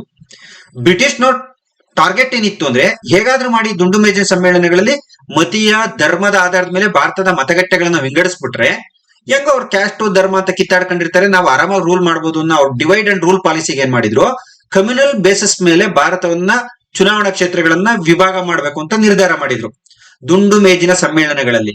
ಹಾಗಾಗಿ 2ನೇ ದುಂಡು ಮೇಜಿನ ಸಮ್ಮೇಳನಕ್ಕೆ ಗಾಂಧೀಜಿ ಕಾಂಗ್ರೆಸ್ನ ಪರವಾಗಿ ಭಾಗವಹಿಸಿದ್ರು. ಅರ್ಥ ಆಯ್ತಾ? ಸೊ ಇಲ್ಲಿ ಸಮ್ಮೇಳನ ಪ್ರಾರಂಭ ಆದ್ಮೇಲೆ ಎಲ್ಲರೂ ಕೂತ್ಕೊಂಡು ಏನ್ ಮಾಡಿದ್ರು, ಅವರವರ ಸಮುದಾಯಕ್ಕೆ ಸಂಬಂಧಪಟ್ಟಂತೆ ಪ್ರತ್ಯೇಕ ಚುನಾವಣಾ ಕ್ಷೇತ್ರಗಳಿಗೆ ಒತ್ತಾಯವನ್ನ ಮಾಡಿದ್ರು. ಎಲ್ಲರೂ, ನಾಟ್ ಓನ್ಲಿ ಅಂಬೇಡ್ಕರ್ ಜಿ, ಎಲ್ಲರೂ ಕೂಡ. ಸೊ ಆದ್ರೆ ಗಾಂಧೀಜಿ ಮಾತ್ರ ಪ್ರತ್ಯೇಕವಾಗಿ ನಿಂತು ಹೇಳ್ತಾರೆ, ಕಾಂಗ್ರೆಸ್ ಇಡೀ ದೇಶವನ್ನ ಪ್ರತಿನಿಧಿಸುವ ಸಂಸ್ಥೆಯಾಗಿದೆ. ಹಾಗಾಗಿ ನಮ್ಗೆ ಯಾವುದೇ ರೀತಿಯಾದಂತಹ ವರ್ಗಾಧಾರಿತ, ಜಾತಿ ಆಧಾರಿತ, ಧರ್ಮಾಧಾರಿತ ಮತಕ್ಷೇತ್ರಗಳು ಬೇಡ. ಒಟ್ಟಾಗಿ ಭಾರತ ಒಂದೇ ಮತಕ್ಷೇತ್ರವಾಗಿ, ಅಂದ್ರೆ ಈ ರಿಸರ್ವೇಶನ್ ಅಲ್ಲಿ ಮತಕ್ಷೇತ್ರಗಳನ್ನ ವಿಭಾಗ ಮಾಡೋದ್ ಬೇಡ ಅಂತೇಳಿ ಗಾಂಧೀಜಿ ರಿಕ್ವೆಸ್ಟ್ ಮಾಡ್ತಾರೆ. ಇದು ಮಿನಿಮಮ್ ಸ್ಟೋರಿ ಹೇಳಿದೆ ನಾನು ಇವಾಗ. ಇಷ್ಟು ಗೊತ್ತಿದ್ರೆ ಈ ಕ್ವಶನ್ಗೆ ಆನ್ಸರ್ ಬರೀಬಹುದು. ನಾನು ಕ್ಲಾಸ್ ಮಾಡ್ಬೇಕಾದ್ರೆ ನಿಧಾನಕ್ಕೆ ಬೇಕಾದ್ರೆ ಇದ್ರ ಬಗ್ಗೆ ಎಕ್ಸ್ಪ್ಲೈನ್ ಮಾಡ್ತೀನಿ. ಅರ್ಥ ಆಯ್ತಾ? ನಾ ಹೇಳ್ತಾ ಸ್ಪೀಡ್ ಆಗ್ತಾ ಇದ್ರೆ ಕಮೆಂಟ್ ಹಾಕಿ, ಸ್ವಲ್ಪ ಸ್ಲೋ ಮಾಡ್ಕೊತೀನಿ, ಒಬ್ನೇ ಮಾತಾಡ್ತಾ ಇರ್ತೀನಲ್ಲ, ಹಾಗಾಗಿ ಸ್ವಲ್ಪ ಜಾಸ್ತಿ ಮಾತಾಡ್ಬಿಡ್ತೀನಿ. ನೋಡಿ ಈಗ ಆಪ್ಷನ್ ನೋಡಿ ಪ್ರಶ್ನೆ ಅರ್ಥ ಮಾಡ್ಕೊಡ್ರಿ. ದುಂಡು ಮೇಜಿನ ಸಮ್ಮೇಳನಗಳು ಮತ್ತು ಚುನಾವಣಾ ಕ್ಷೇತ್ರಗಳ ವಿಷಯದ ಕುರಿತು ಈ ಕೆಳಗಿನ ಹೇಳಿಕೆಗಳನ್ನ ಪರಿಗಣಿಸಿ. ಇಲ್ಲಿ ನೋಡಿ, 1931 2ನೇ ದುಂಡು ಮೇಜಿನ ಸಮ್ಮೇಳನದಲ್ಲಿ ಅಂಬೇಡ್ಕರ್ ಜಿ ಅವರು ಶೋಷಿತ ವರ್ಗಗಳ ಪ್ರತ್ಯೇಕ ಚುನಾವಣಾ ಕ್ಷೇತ್ರಗಳಿಗೆ ಒತ್ತಾಯಿಸ್ತಾರೆ. 2ನೇ ಸ್ಟೇಟ್ಮೆಂಟ್ ನೋಡಿ, ಶೋಷಿತ ವರ್ಗಗಳನ್ನು ಸಬಲೀಕರಣಗೊಳಿಸುವ ಅಂಬೇಡ್ಕರ್ ಜಿ ಅವರ ಬೇಡಿಕೆಯನ್ನ ಮಹಾತ್ಮ ಗಾಂಧೀಜಿಯವರು ಸಂಪೂರ್ಣವಾಗಿ ಬೆಂಬಲಿಸಿದರು. ಈ ಟಾಪಿಕ್ ನ ಅರ್ಥ ಮಾಡ್ಕೋಬೇಕು ನೀವು. ಈ ಪದ ಅರ್ಥ ಮಾಡ್ಕೊಳ್ರಿ, ಗಾಂಧೀಜಿ ಬೆಂಬಲಿಸಿದ್ರು ಅಂತ. 3rd ಏನಿದೆ, ಪ್ರತ್ಯೇಕ ಚುನಾವಣಾ ಕ್ಷೇತ್ರಗಳು ಶೋಷಿತ ವರ್ಗಗಳನ್ನು ಮುಖ್ಯವಾಹಿನಿಯ ಸಮಾಜದಿಂದ ಶಾಶ್ವತವಾಗಿ ಪ್ರತ್ಯೇಕಿಸುತ್ತವೆ ಎಂದು ಗಾಂಧೀಜಿ ವಾದಿಸಿದರು. ನೋಡಿ, 2ನೇ ಪಾಯಿಂಟ್ ಅಲ್ಲಿ ಬೆಂಬಲಿಸಿದರು ಅಂತ ಐತೆ. 3ನೇ ಪಾಯಿಂಟ್ ಅಲ್ಲಿ ಇಲ್ಲ, ಶೋಷಿತ ವರ್ಗಗಳಿಗೆ ನೀವೇನಾರ ರಿಸರ್ವೇಶನ್ ಕೊಟ್ರೆ, ಚುನಾವಣಾ ಕ್ಷೇತ್ರಗಳನ್ನ ಕೊಟ್ರೆ ಸಮಾಜದಿಂದ ಶಾಶ್ವತವಾಗಿ ಅವ್ರದೇ ಒಂದು ಪ್ರತ್ಯೇಕ ಗುಂಪಾಗುತ್ತೆ, ಭಾರತ ಜಾತಿ ಧರ್ಮದ ಆಧಾರದ ಮೇಲೆ ಒಡೆದೋಗುತ್ತೆ ಅಂತೇಳಿ ಗಾಂಧೀಜಿ ವಾದಿಸ್ತಾರೆ. ಈಗ ನಾನು ಸ್ಟೋರಿ ಹೇಳಿದೆ ನಿಮ್ಗೆ, ದುಂಡು ಮೇಜಿನ ಸಮ್ಮೇಳನಗಳ ಸ್ಟೋರಿ ಹೇಳಿದೆ. ಯಾಕಂದ್ರೆ ಗಾಂಧೀಜಿ 2ನೇ ದುಂಡು ಮೇಜಿನ ಸಮ್ಮೇಳನ ಆದ್ಮೇಲೆ ಸೊ ಏನು ಒಂದು ಕಮ್ಯುನಲ್ ಅವಾರ್ಡ್ 1932 ಆಗಸ್ಟ್ 16ನೇ ತಾರೀಕು ಅನೌನ್ಸ್ ಆಗುತ್ತೆ. ಅದರ ಆಧಾರದ ಮೇಲೆ ಗಾಂಧೀಜಿಯವರು ಏನ್ ಮಾಡ್ತಾರೆ, ಉಪವಾಸವನ್ನ ಪೂನಾದ ಯರವಾಡ ಜೈಲಿನಲ್ಲಿ ಕೂರ್ತಾರೆ. ಯಾಕೆಂದ್ರೆ ಪ್ರತ್ಯೇಕ ಮತಕ್ಷೇತ್ರವನ್ನ ಕೊಟ್ಟಿದ್ರಿಂದ. ಇಲ್ಲಿ ನಿಮ್ಗೆ ಅರ್ಥ ಆಗ್ಬೇಕಾಗಿರೋದೇನು, ಗಾಂಧೀಜಿ ಪ್ರತ್ಯೇಕ ಮತಕ್ಷೇತ್ರವನ್ನ ಬೆಂಬಲಿಸಲಿಲ್ಲ. ಅರ್ಥ ಆಯ್ತಪ್ಪ? ಇದು ತುಂಬಾ ಈಸಿ ಕ್ವಶನ್ಸ್. ಈಗ ನಾನು ಏನ್ ಹೇಳಿದೆ, ಈಗ ಒಂದನೇ ಕ್ವಶನ್ಸ್ ನಿಮಗೆ ಗೊತ್ತಿದ್ದು very popular questions 8th book ಅಲ್ಲೇ ಇದೆ. ಎರಡನೇದು ಇದು ಕೂಡ ನನ್ ಬುಕ್ ಅಲ್ಲೇ ಇದೆ 66ನೇದು. ಸೊ ಈಗ 86ನೇದು ಮೂರನೇ ಕ್ವಶನ್ ಇದು ಕೂಡ ನನ್ ಬುಕ್ ಅಲ್ಲೇ ಇದೆ. ಮತ್ತೆ ನಾನು ಪಾಠದಲ್ಲಿ ಅನಾಲಿಸಿಸ್ ಕೂಡ ಮಾಡ್ತೀನಿ. ನೋಡಿ ಇಲ್ಲಿ 1931 ಎರಡನೇ ದುಂಡು ಮೇಜಿನ ಸಭೆಯಲ್ಲಿ ಅಂಬೇಡ್ಕರ್ ಅವರು ಶೋಷಿತ ವರ್ಗಗಳಿಗೆ ಪ್ರತ್ಯೇಕ ಚುನಾವಣಾ ಕ್ಷೇತ್ರಗಳನ್ನ ಒತ್ತಾಯಿಸಿದರು. ಹೌದು, ಸರಿಯಾಗಿದೆ. ಯಾಕಂದ್ರೆ ಗಾಂಧೀಜಿಯನ್ನು ಹೊರತುಪಡಿಸಿ ಪ್ರತಿಯೊಬ್ರು ಕೂಡ ತಮ್ಗೆ ಪ್ರತ್ಯೇಕ ಮತಕ್ಷೇತ್ರ ಬೇಕು ಅಂತ ಕೇಳ್ತಾರೆ. ಬಿಕಾಸ್ ಆಫ್ ಅವ್ರಿಗೆ ಸಮಾನತೆ ಬೇಕಾಗಿರುತ್ತೆ. ಸೊ ಹಾಗಾಗಿ ಪ್ರತ್ಯೇಕ ಮತಕ್ಷೇತ್ರಗಳಿಗೆ ಡಾಕ್ಟರ್ ಅಂಬೇಡ್ಕರ್ ಜಿ ಅವರು ಒತ್ತಾಯಿಸ್ತಾರೆ. Statement A correct. ಈಗ ನೋಡ್ರಿ ಇಲ್ಲಿ ಎ ಎಲ್ಲೆಲ್ಲ ನೋಡಿ, ಒಂದನೇದ್ರಲ್ಲಿ ಎ ಇದೆ, ಎರಡನೇದ್ರಲ್ಲಿ ಎ ಇದೆ, ಮೂರನೇದ್ರಲ್ಲಿ ಇಲ್ಲ, ನಾಲ್ಕನೇದ್ರಲ್ಲಿ ಇದೆ. ಹಾಗಾಗಿ ಬಿ ತೆಗೆದು ಬಿಡಿದು, ಡಿಲೀಟ್ ಮಾಡಿ. ಯಾವಾಗ್ಲೂ ಹಿಂಗ್ ಹುಡುಕ್ಬೇಕು ಉತ್ತರನ. ಅರ್ಥ ಆಯ್ತಪ್ಪ? ನೆಕ್ಸ್ಟ್, ಶೋಷಿತ ವರ್ಗಗಳನ್ನ ಸಬಲೀಕರಣಗೊಳಿಸುವ ಅಂಬೇಡ್ಕರ್ ಅವರ ಬೇಡಿಕೆಯನ್ನ ಮಹಾತ್ಮ ಗಾಂಧಿಯವರು ಸಂಪೂರ್ಣವಾಗಿ ಬೆಂಬಲಿಸಿದರು. ರಾಂಗ್. ನಾನು ಹೇಳಿಲ್ವಾ, ಬೇಡ ಅಂತಾನೆ ಗಾಂಧೀಜಿ ವಾದ ಮಾಡಿ ಎರಡನೇ ದುಂಡು ಮೇಜಿನ ಸಮ್ಮೇಳನದಿಂದ ಅರ್ಧಕ್ಕೆ ಎದ್ದು ಬಂದ್ಬಿಡ್ತಾರೆ. ಹಾಗಾಗಿ ಬಿ ರಾಂಗ್. ಈ ಹೇಳಿಕೆಗಳನ್ನ ಪರಿಗಣಿಸಿ ಅಂತ ಕೇಳಿದ್ದಾರೆ. ಏನ್ ಹೇಳಿ, ಈ ಹೇಳಿಕೆಗಳಲ್ಲಿ ಯಾವ್ದು ಸರಿಯಾಗಿವೆ ಅಂತ ಕೇಳವ್ರೆ. ಹಾಗಾಗಿ ಬಿ ರಾಂಗ್. ಬಿ ಎಲ್ಲೆಲ್ಲ ತೆಗೆದಾಕ್ಬಿಡ್ರಿ ನೋಡಿ. ಒಂದನೇದು ತೆಗೆದು ಬಿಡ್ರಿ, ನಾಲ್ಕನೇದು ತೆಗೆದು ಬಿಡ್ರಿ. ಇನ್ನು ಉಳಿದಿದ್ ಯಾವ್ದಪ್ಪ? ಎರಡನೇದು ಒಂದೇ. ಎ ಮತ್ತು ಸಿ ಸರಿಯಾಗಿದೆ. 86 ಉತ್ತರ ಯಾವ್ದಪ್ಪ? Second one. ನೋಡಿ ಇಲ್ಲಿ ಎರಡು ಸ್ಟೇಟ್ಮೆಂಟ್ ನೋಡುವಾಗ ನಿಮ್ಗೆ ಉತ್ತರ ಸಿಕ್ಬಿಡ್ತು. ಈ ತರ ಸಮ್ಟೈಮ್ ಸ್ಟೇಟ್ಮೆಂಟ್ ಎಷ್ಟಾನ ಇರ್ಲಿ, ಈ ತರ ತಪ್ಪು, ಇದು 100% ತಪ್ಪ, 100% ಸರಿನಾ, ಈ ತರ ನೀವು ಹುಡುಕಂತ ಹೋದ್ರೆ ಸ್ನೇಹಿತರೆ ಸರಿಯಾದಂತ ಉತ್ತರ ಸಿಕ್ಬಿಡ್ತದೆ. ಸೊ ಹಾಗಾಗಿ ಮೂರನೇದು ಶೋಷಿತ ನೋಡಿ, ಯಾವಾಗಾದ್ರೂ ಶೋಷಿತ ವರ್ಗಗಳನ್ನ ಮುಖ್ಯವಾಹಿನಿಗೆ ಚುನಾವಣಾ ಕ್ಷೇತ್ರಗಳ ಶೋಷಿತ ವರ್ಗಗಳಿಗೆ ಕೊಟ್ರೆ ಮುಖ್ಯವಾಹಿನಿಯ ಸಮಾಜದಿಂದ ಶಾಶ್ವತವಾಗಿ ಪ್ರತ್ಯೇಕ ಆಗ್ತಾರೆ. ಅವರೇ ನಾವೇ ಸಪರೇಟ್ ಅಂತ ಬದುಕಕ್ ಶುರು ಮಾಡ್ಬಿಡ್ತಾರೆ. ಹಾಗಾಗಿ ಕೊಡೋದ್ ಬೇಡ ಅಂತಾನೆ ಗಾಂಧೀಜಿ ವಾದ ಮಾಡಿದ್ದು. C is right. ಹಾಗಾಗಿ ಎ ಮತ್ತು ಸಿ ಸರಿಯಾದ ಉತ್ತರವಾಗಿದೆ. ಸೆಕೆಂಡ್ ಒನ್ ಸರಿಯಾದ ಉತ್ತರ 86. ಕೆಎ ಅಫಿಷಿಯಲ್ ಆನ್ಸರ್ ಕೂಡ ಇದೆ. ಇದಕ್ಕೂ ಒಂದ್ ಮಾರ್ಕ್ ಬರುತ್ತೆ, ಇದಕ್ಕೇನ್ ಗ್ರೇಸ್ ಬರಲ್ಲ. ಓಕೆನಪ್ಪ? ಈಗ ನಿಮ್ಗೆ 65ಕ್ಕೂ ಗ್ರೇಸ್ ಇಲ್ಲ, 66ಕ್ಕೂ ಗ್ರೇಸ್ ಇಲ್ಲ, 86ಕ್ಕೂ ಗ್ರೇಸ್ ಇಲ್ಲ. History questions. ನೆಕ್ಸ್ಟ್ 87ನೇದು ಕರ್ನಾಟಕದ ಪ್ರಾಗೈತಿಹಾಸಿಕ ನೆಲೆಗಳು. ನೋಡಿ, ನೀವು ಇಂಡಿಯಾದ್ದು ನೆನ್ಪಿಡ್ಬೇಕು, ಕರ್ನಾಟಕದ್ದು ನೆನ್ಪಿಡ್ಬೇಕು. ಏನ್ಶಿಯಂಟ್ ಹಿಸ್ಟ್ರಿ ಫಸ್ಟ್ ಚಾಪ್ಟರ್ ಅಲ್ಲೇ ಇರುತ್ತೆ. ಇಲ್ಲಿ ನಾನು ಅದನ್ನ ಇಂಡಿಯಾದಲ್ಲಿ ಯಾವ ಸಿಗ್ತವೆ, ಕರ್ನಾಟಕದಲ್ಲಿ ಯಾವ ಸಿಗ್ತವೆ ಬಾಕ್ಸ್ ಹಾಕಿ ಕಾಲಮ್ ಹಾಕಿನೇ ಕೂಡ ಸಪರೇಟ್ ಕೊಟ್ಟಿದ್ದೀನಿ. ಲಿಂಗಸೂರು ನೋಡಿ, ಹಳೆ ಶಿಲಾಯುಗಕ್ಕೆ ಸೇರಿರ್ತಕ್ಕಂಥ ಪ್ಲೇಸ್. ಕರೆಕ್ಟ್. ಇದು ಒಂದು ಕರೆಕ್ಟ್ ಆಗಿದೆ. ಬ್ರಹ್ಮಗಿರಿ ಕಪ್ಪು ಮತ್ತು ಕೆಂಪು ಮಣ್ಣಿನ ಪಾತ್ರೆಗಳು ಇಲ್ಲಿ ದೊರೆತಿವೆ. ಇದು ಕರೆಕ್ಟ್. ಸಂಗನ್ ಕಲ್ಲು ಬೂದಿ ದಿಬ್ಬಗಳು, ಇದು ನವಶಿಲಾಯುಗದಲ್ಲಿ ಬರ್ತಕ್ಕಂಥದ್ದು. ಆಶ್ಮೆಂಟ್ಸ್ ಬೂದಿ, ಇದು ಕರೆಕ್ಟ್. ಸೀನು ಕರೆಕ್ಟ್. ಹಿರೇಬೆಣ್ಕಲ್ಲು ಶಿಲಾ ಸಮಾಧಿಗಳು, ಡೋಲ್ಮೆನ್ಗಳು. ಇಲ್ಲಿ ಇದು ಕೂಡ ಒಂಥರ ಬೂದಿ ದಿಬ್ಬಗಳು ಅಂತಾನೆ ಅರ್ಥ. ಇದು ಶಿಲಾ ಸಮಾಧಿ ಅಂದ್ರೆ ಡೋಲ್ಮೆನ್ಗಳಂದ್ರೆ ಅದು ಆಶ್ಮೆಂಟ್ಸ್, ಇದು ಡೋಲ್ಮೆಂಟ್ಸ್. ಸೊ ಹಾಗಾಗಿ 4 ಸರಿಯಾಗಿದೆ ನನ್ನ ಪ್ರಕಾರ. ಅಫಿಷಿಯಲ್ ಕೆ ಆನ್ಸರ್ ಕೂಡ ABCD ಸರಿಯಾಗಿದೆ. ಇದು ಕೂಡ ನಿಮಗೆ ಬುಕ್ ಅಲ್ಲಿ ಕವರ್ ಆಗುತ್ತೆ. ABCD 4ನೇದು ಕರೆಕ್ಟ್. ಸೊ 87ನೇದಕ್ಕೆ 4ನೇದು ಸರಿಯಾಗಿರ್ತಕ್ಕಂಥದ್ದನ್ನ ನೋಡ್ತೀವಿ. ಸೊ ಇದಕ್ಕೂ ಕೂಡ ನಿಮ್ಗೆ ಮಾರ್ಕ್ಸ್ ಸಿಗುತ್ತೆ. ಇದು ಕೂಡ ಈಸಿ ಇದೆ. ಏನ್ಷಿಯಂಟ್ ಹಿಸ್ಟ್ರಿಯ ಮೊದಲ ಚಾಪ್ಟರ್ ಅಲ್ಲಿ ಸಿಗುತ್ತೆ. ಬೈಫರ್ಕೇಶನ್ ಮಾಡ್ಕೊಟ್ಟಿದ್ದೀನಿ, ಇಂಡಿಯಾದ ಯಾವ್ದು ಕರ್ನಾಟಕದ ಯಾವ್ದು ಅಂತ. ಸ್ನೇಹಿತರೆ ಇಲ್ಲಿ ನೋಡಿ, ಇದು ಮೊನ್ನೆ ಯಾರು ವಿಡಿಯೋ ನೋಡಿರ್ತೀರಾ ಅಂತ ಭಾವಿಸ್ತೀನಿ ನಾನು. ಕಲ್ಯಾಣಿ ಚಾಲುಕ್ಯರಿಗೆ ಸಂಬಂಧಿಸಿದ ಹೇಳಿಕೆಗಳನ್ನ ಪರಿಗಣಿಸಿ ಒಂದು 3 days ಬ್ಯಾಕ್ ಅಲ್ಲಿ ನಾನು ಈ ಕ್ಲಾಸ್ ಅನ್ನ ಯೂಟ್ಯೂಬ್ ಅಲ್ಲಿ ಅಪ್ಲೋಡ್ ಮಾಡಿದೀನಿ. ಆಸ್ ಯೂಶಲಿ ಬುಕ್ ಓದೋಗರಿಗಂತೂ ಗೊತ್ತಿರುತ್ತೆ, ಇದು ಬುಕ್ ಅಲ್ಲಿ ಇರುತ್ತೆ. ನೋಡಿ ಇಲ್ಲಿ ಕ್ವಶನ್ ಎಷ್ಟು ಸ್ಮಾರ್ಟ್ ಆಗಿದೆ. ನೀವು ನೋಡಿ, ಕ್ವಶನ್ ಇಲ್ಲೂ ಓದ್ಬೇಕು, ಇಲ್ಲಿ ಓದ್ಬೇಕು, ಈ 4 ಪಾಯಿಂಟ್ ನ ನೋಡ್ಬೇಕು, ಕೆಳಗಡೆ ಏನ್ ಕೆಲವರು ನೋಡ್ಬೇಕು, ಮೇಲಿನ ಎಷ್ಟು ಹೇಳಿಕೆಗಳು ಸರಿಯಾಗಿವೆ, ಮೇಲೆ ಕೊಟ್ಟಿರ್ತಕ್ಕಂಥ ಸ್ಟೇಟ್ಮೆಂಟ್ ಅಲ್ಲಿ ಎಷ್ಟು ಸ್ಟೇಟ್ಮೆಂಟ್ಗಳು ಕರೆಕ್ಟ್ ಆಗಿವೆ. ಪ್ರಶ್ನೆ ಅರ್ಥ ಮಾಡ್ಕೊಳ್ರಿ, ಕರೆಕ್ಟ್ ಕೇಳಿದಾನ ತಪ್ಪು ಕೇಳಿದಾನ, ಅರ್ಥ ಆಯ್ತಾ? ಈಗ ಒಂದೇದ್ ನೋಡಿ, ಈ ಪ್ರಶ್ನೆ ಪೂರ್ತಿ ಓದಿದ್ಮೇಲೆ ಉತ್ತರ ಬರೀಬೇಕು ನೀವು, ರಪ್ಪ ಅಂತ ಬರಿಬಾರ್ದು. ನೋಡಿ, 2ನೇ ತೈಲಪ್ಪನು ಪಾರಾಮರ ರಾಜ ಮುಂಜನನ್ನ ಸೋಲಿಸಿದನು. ಕರೆಕ್ಟು. ಯಾಕಂದ್ರೆ ಮೇರುತುಂಗನ ಪ್ರಬಂಧ ಚಿಂತಾಮಣಿ ಕೃತಿಯಲ್ಲಿ ಇದರ ಉಲ್ಲೇಖವಿರ್ತಕ್ಕಂಥದ್ದನ್ನ ನೋಡ್ತೀನಿ. ನಾನು ಹೇಳಿದೆ ಮೊನ್ನೆ, ಬೇಕಾದ್ರೆ ಕಲ್ಯಾಣಿ ಚಾಲುಕ್ಯರ ವಿಡಿಯೋ ಯೂಟ್ಯೂಬ್ ಅಲ್ಲಿ ಇದೆ, ಹೋಗಿ ಅಬ್ಸರ್ವ್ ಮಾಡಿ. PC ಹುಡುಗರ್ಗಂತ ಇಂಪಾರ್ಟೆಂಟ್ ಆಗದೆ ಇದ್ರು KA ನಡೆಸ್ತಕ್ಕಂಥ ಗ್ರೂಪ್ ಸಿ ಎಕ್ಸಾಮ್ಗೆ, KPSC ನಡೆಸ್ತಕ್ಕಂಥ ಗ್ರೂಪ್ ಸಿ ಎಕ್ಸಾಮ್ಗೆ ಅಥವಾ KAS ಎಕ್ಸಾಮ್ಗೆ ಇಂಥ ಕ್ವಶನ್ಸ್ ಗಳು ವೆರಿ ಇಂಪಾರ್ಟೆಂಟ್ ಅಂತ ಬೇಕಾದ್ರೆ ತೆಗೆದು ನೋಡ್ರಿ ಕಲ್ಯಾಣಿ ಚಾಲುಕ್ಯರನ್ನ. ಇದು ಕರೆಕ್ಟ್. ಯಾಕಂದ್ರೆ 2ನೇ ತೈಲಪ್ಪ ಅಂತ ಅನ್ನೋಗಿನ್ನೂ ಓದ್ಕೊಂಡು ಬಿಟ್ಬಿಡ್ತೀವಿ. This is correct sentence. ಈಗ ನನ್ನ ಪ್ರಕಾರ ಒಂದು ಹೇಳಿಕೆ ಸರಿಯಾಗದೆ. 4ನೇ ವಿಕ್ರಮಾದಿತ್ಯ 1076ರಲ್ಲಿ ಏನ್ ಮಾಡ್ತಾನೆ, ವಿಕ್ರಮ ಶಕೆಯನ್ನ ಪ್ರಾರಂಭಿಸಿದನು. ಚಾಲುಕ್ಯ ವಿಕ್ರಮ ಶಕೆ ಪ್ರಾರಂಭ ಆಗಿದ್ದು 1076ರಲ್ಲಿ, ಕರೆಕ್ಟ್, 100% ಕರೆಕ್ಟ್. ಆದರೆ ಪ್ರಾರಂಭಿಸಿದ್ದು 6ನೇ ವಿಕ್ರಮಾದಿತ್ಯ, 4ನೇ ವಿಕ್ರಮಾದಿತ್ಯ ಅಲ್ಲ. ಸೊ ಹಾಗಾಗಿ ಈ ಸ್ಟೇಟ್ಮೆಂಟ್ ರಾಂಗು. ಈ ಎರಡರಲ್ಲಿ ಹಾಗಾದ್ರೆ ಒಂದ್ ಸ್ಟೇಟ್ಮೆಂಟ್ ಕರೆಕ್ಟ್ ಆಗೈತೆ. ಇಲ್ಲಿ ನೀವು ಕೆಳಗಡೆ ಬಂದು ನೋಡಬಾರ್ದು, ಇದು ABC ಫಾರ್ಮೆಟ್ ಇಲ್ಲ. ಯಾಕಂದ್ರೆ ನಾನು ಆಗ್ಲೇ ಹೇಳಿದ್ನಲ್ಲ, ಒಂದ್ ಸರಿ ಹುಡುಕ್ರಿ ಒಂದ್ ತಪ್ಪು ಹುಡುಕ್ರಿ ಅಂತ, ಆತರ ಹುಡುಕ್ಬಾರ್ದು ಇದನ್ನ. ಇದು 4 ಪಾಯಿಂಟ್ ಗೊತ್ತಿರ್ಲೇಬೇಕು ನಿಮ್ಗೆ. ನೆಕ್ಸ್ಟ್ ಸಿ, 1ನೇ ಸೋಮೇಶ್ವರ ರಾಜಧಾನಿಯನ್ನ ಶಾಶ್ವತವಾಗಿ ಕಲ್ಯಾಣಕ್ಕೆ ಬದಲಾಯಿಸಿದ. ಹೌದು, ಮಾನ್ಯಕೇಟದಿಂದ ಕಲ್ಯಾಣಕ್ಕೆ ರಾಜಧಾನಿಯನ್ನ ಬದಲಾಯಿಸಿದವನು 1ನೇ Someshwara. Very very very very very very important. ಹಾಗಾಗಿ ಎರಡನೇ ಸ್ಟೇಟ್ಮೆಂಟ್ ಇಲ್ಲಿ ಕೊಟ್ಟಿರೋ 3 ಪಾಯಿಂಟ್ ಅಲ್ಲಿ ಸ್ಟೇಟ್ಮೆಂಟ್ ಕರೆಕ್ಟ್, ಒಂದ್ ಸ್ಟೇಟ್ಮೆಂಟ್ ತಪ್ಪು. ಈಗ 4ನೇದು ನೋಡೋಣ. 2ನೇ ತೈಲಪನನ್ನು ಕಲಚೂರಿ ದೊರೆ ಬಿಜ್ಜಳ ಪದಚ್ಯುತಿಗೊಳಿಸಿದನು. ನೋಡಿ, ಎರಡನೇ ತೈಲಪ ಬರೋದು ಪ್ರಾರಂಭದಲ್ಲಿ. ಎರಡನೇ ತೈಲಪ ಬರೋದು ಪ್ರಾರಂಭದಲ್ಲಿ, ಸ್ಥಾಪಕ. ಎರಡನೇ ತೈಲಪ ಪ್ರಾರಂಭದಲ್ಲಿ ಬರೋದು. ಈ ಬಿಜ್ಜಳ ರಸರು ಬರೋದು ಎಂಡಿಂಗ್ ಅಲ್ಲಿ. ಹಾಗಾಗಿ ಯಾಕಂದ್ರೆ 2ನೇ ತೈಲಪ್ಪನ ನಂತರ 5ನೇ ವಿಕ್ರಮಾದಿತ್ಯ, ಸೋಮೇಶ್ವರ, ಇವರೆಲ್ಲ 6ನೇ ವಿಕ್ರಮಾದಿತ್ಯ ಇವರೆಲ್ಲ ಆಳ್ವಿಕೆ ಮಾಡಿರ್ತಾರೆ. ಹಾಗಾಗಿ 2ನೇ ತೈಲಪ ಇದು ಉತ್ತರ ತಪ್ಪು. ಹಾಗಾದ್ರೆ ಸರಿಯಾದ ಉತ್ತರ ಏನು? ಈ 2ನೇ ಜಗದೇಕ ಮಲ್ಲನನ್ನ ಕಲಚೂರಿ ದೊರೆ ಬಿಜ್ಜಳ ಪದಚ್ಯುತಿಗೊಳಿಸಿದ್ದು 2ನೇ ಜಗದೇಕ ಮಲ್ಲನನ್ನ. ಹಾಗಾದ್ರೆ ಒಟ್ಟು 4 ಸ್ಟೇಟ್ಮೆಂಟ್ ನೋಡಿದೆ. 1ನೇದ್ ಕರೆಕ್ಟ್ ಆಗಿದೆ, 2ನೇದ್ ತಪ್ಪಾಗಿದೆ, 3ನೇದ್ ಕರೆಕ್ಟ್ ಆಗಿದೆ, 4ನೇದ್ ತಪ್ಪಾಗಿದೆ. ಹಾಗಾದರೆ ಈ 88ನೇ ಪ್ರಶ್ನೆಗೆ ಉತ್ತರ 2 ಮಾತ್ರ, 2 ಹೇಳಿಕೆಗಳು ಮಾತ್ರ ಸರಿಯಾಗಿದೆ. ಎಷ್ಟು ಹೇಳಿಕೆಗಳು ಸರಿಯಾಗಿವೆ? 2 ಸ್ಟೇಟ್ಮೆಂಟ್ಸ್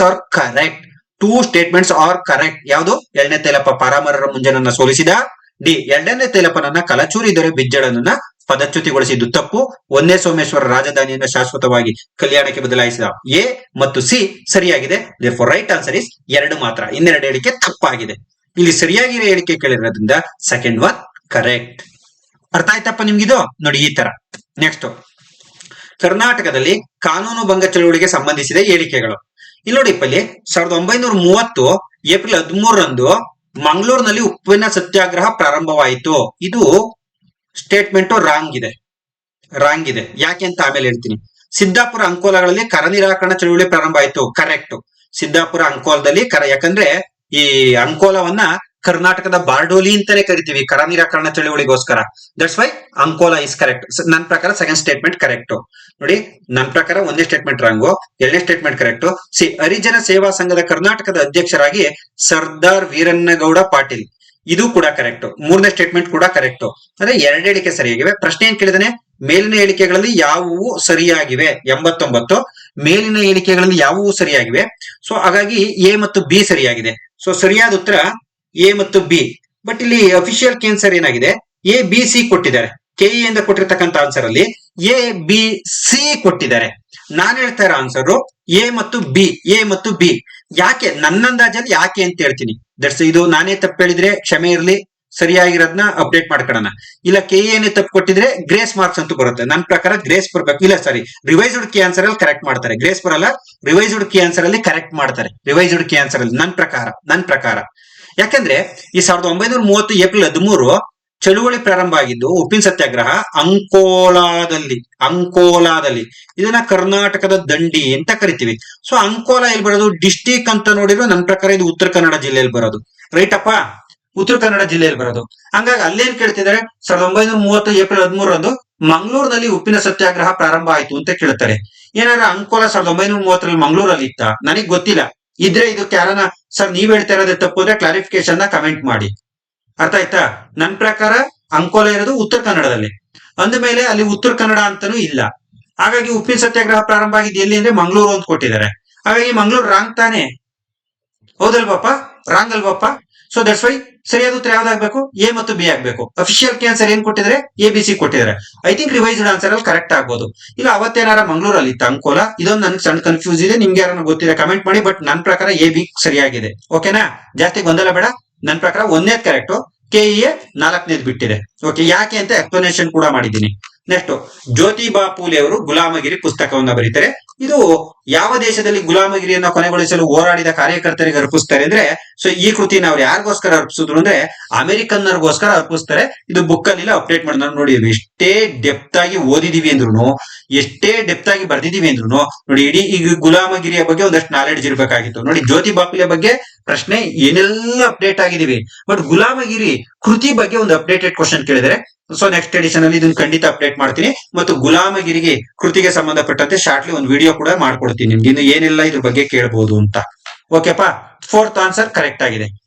ಅಶೋಕನ ಆಡಳಿತದಲ್ಲಿ ವಿಶೇಷ ವರದಿಗಾರರು ಯಾವ ಹೆಸರಿನಿಂದ ಕರೆಯಲ್ಪಡುತ್ತಿದ್ದರು ಅಂತ ಕೇಳಿದರೆ, ನೋಡಿ, ರಜ್ಜುಕರಿರ್ಬೋದು, ಯುಕ್ತರಿರ್ಬೋದು, ಅಮಾತ್ಯಗಾರರಿರ್ಬೋದು, ಇವರ ಆಡಳಿತದಲ್ಲಿ ಪ್ರಮುಖ ಪಾತ್ರ ವಹಿಸ್ತರು.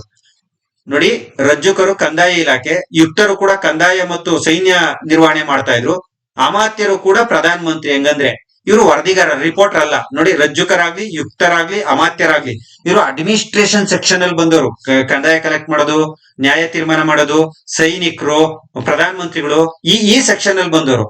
ಹಾಗಾಗಿ ಇದನ್ನ ಈಸಿಯಾಗಿ ಗುರುತಿಸ್ಬಿಡ್ಬೋದು ನೀವು, ಇದನ್ನ ಈಸಿಯಾಗಿ ಗುರುತಿಸ್ಬಿಡ್ಬೋದು. ಆ 3 ಜನ ಅಡ್ಮಿನಿಸ್ಟ್ರೇಷನ್ ಅಂದ್ರೆ ರಿಪೋರ್ಟರ್ ಆಗಿರಕ್ ಸಾಧ್ಯನೇ ಇಲ್ಲ.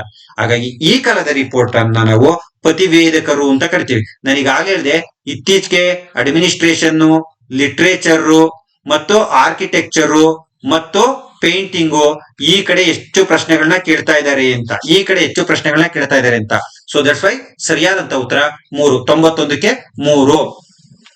ಭಾರತಕ್ಕೆ ಬಂದ ಯಾರು ಪೋರ್ಚುಗೀಸರ್ ನಾವಿಕರನ್ನ ಕಾಲಾನುಕ್ರಮದಲ್ಲಿ ಬರೆಯಿರಿ ಅಂತ ಕೇಳಿದ್ದಾರೆ. ಪೋರ್ಚುಗೀಸ್ ನಾವಿಕರನ್ನ, ಸೊ ಇದು ನಿಮ್ಗೆ ಗೊತ್ತು, ಯಾವಾಗ್ಲೂ ಬಂದವನು ವಾಸ್ಕೋಡಿ ಗಾಮನೆ. ಆಮೇಲೆ ಯಾಕೆಂದ್ರೆ ವಾಸ್ಕೋಡಿ ಗಾಮ 1498 ಮೇ 17 ಬರ್ತಾನೆ. ಅದಾದ್ಮೇಲೆ ಕ್ಯಾಬ್ರಲ್ 1500 ಬರ್ತಾನೆ. ಅದಾದ್ಮೇಲೆ ಫ್ರಾನ್ಸಿಸ್ಕೋ ಡಿ ಅಲ್ಮೇಡಾ 1505 ವೈಸ್ರಾಯ್ ಆಗ್ತಾನೆ. ಅಲ್ಫಾನ್ಸೋ ಡಿ ಎಲ್ಬುಕರ್ಕ್ 1515 ವೈಸ್ರಾಯ್ ಆಗ್ತಾನೆ. 1498, 1500, 1505, 1515. ಹಾಗಾಗಿ ದೇರ್ಫೋರ್ ಸರಿಯಾದಂತ ಉತ್ತರ ABCD. ಇದು ಕೂಡ ಬುಕ್ಕಲ್ ಕವರ್ ಆಗಿದೆ. ನೆಕ್ಸ್ಟ್, ಸರಿಯಾದ ಕಾಲಾನುಕ್ರಮಣಿಕೆಯನ್ನ ಬರೆಯಿರಿ ಅಂತ ಕೇಳಿದ್ದಾರೆ.